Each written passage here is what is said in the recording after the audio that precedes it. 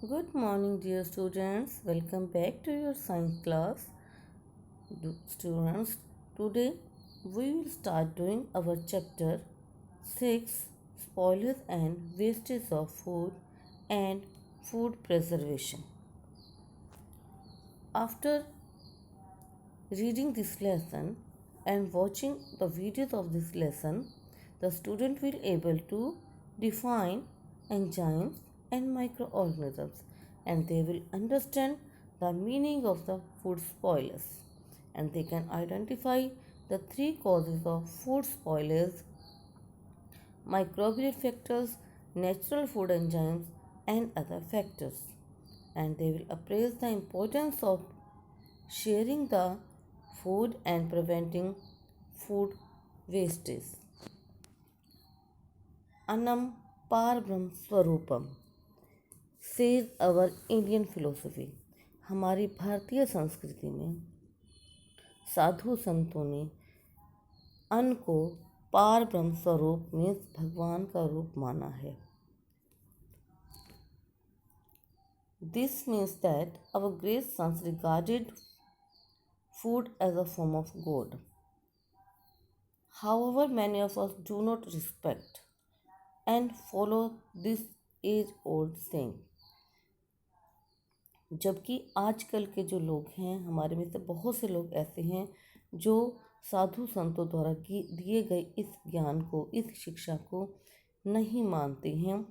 और the result is that, और उसका रिज़ल्ट क्या होता है, उसका असर क्या होता है कि बहुत सारा जो भोजन है वो वेस्ट हो जाता है, ख़राब हो जाता है, और उसे फिर डिस्कार्डेड, उसे फिर फेंक दिया जाता है.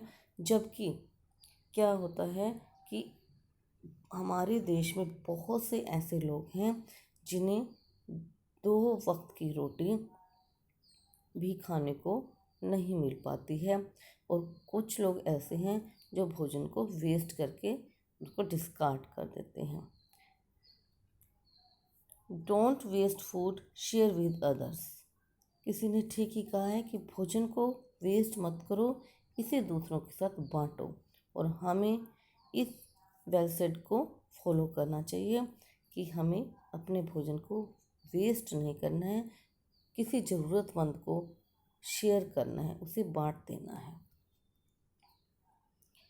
तो बच्चों, आपकी मदर जब मार्केट में जाते हैं वहाँ से बहुत से फूड आइटम्स खरीद कर लाते हैं, जैसे दाल, fruits, vegetables, biscuits, potato chips, onions, ये सभी चीज़ें लेकर आते हैं. सो बेटा, whenever your mother comes back after shopping, what do you observe? Yes, हमारे मदर इन सब चीज़ों को, वेजिटेबल्स को रेफ्रिजरेटर में रखती हैं. What is the reason behind this?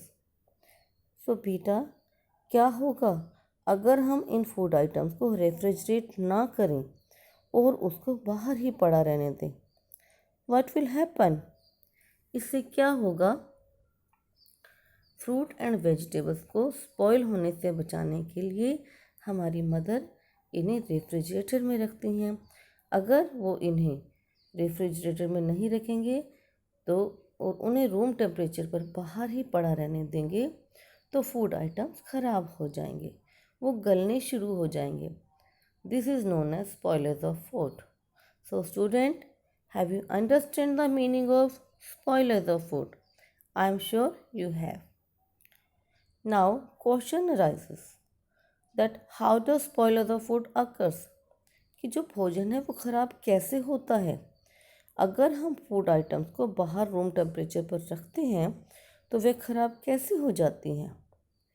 This is because there are present a large number of tiny organisms which are present all around us, in the air, in the water, in the soil, in the food, and even in our body also.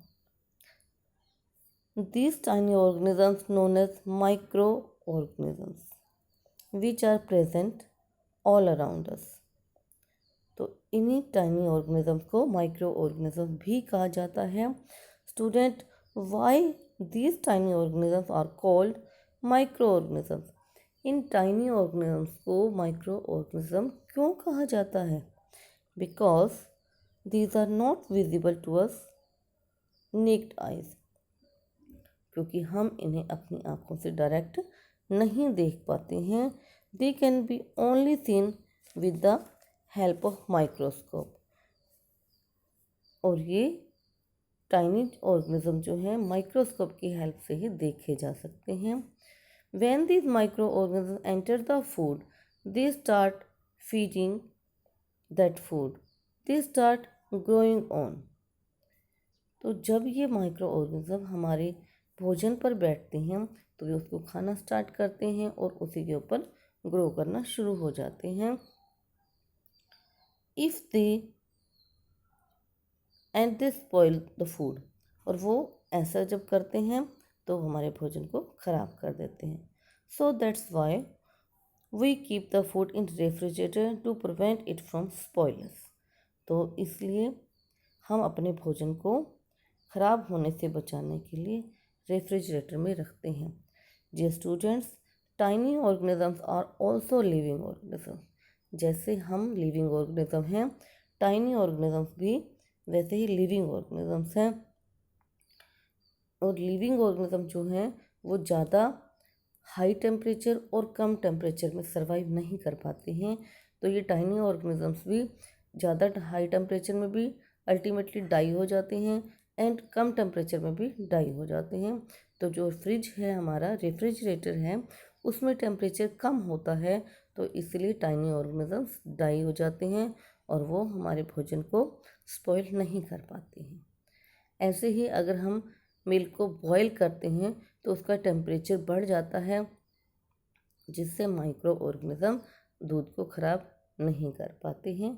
तो it means high temperature and low temperature can destroy the micro organisms. Okay, तो अब हमने पढ़ा कि spoilers of food. तो बच्चों, कल हम causes of spoilers of food के बारे में पढ़ेंगे। Okay, thank you.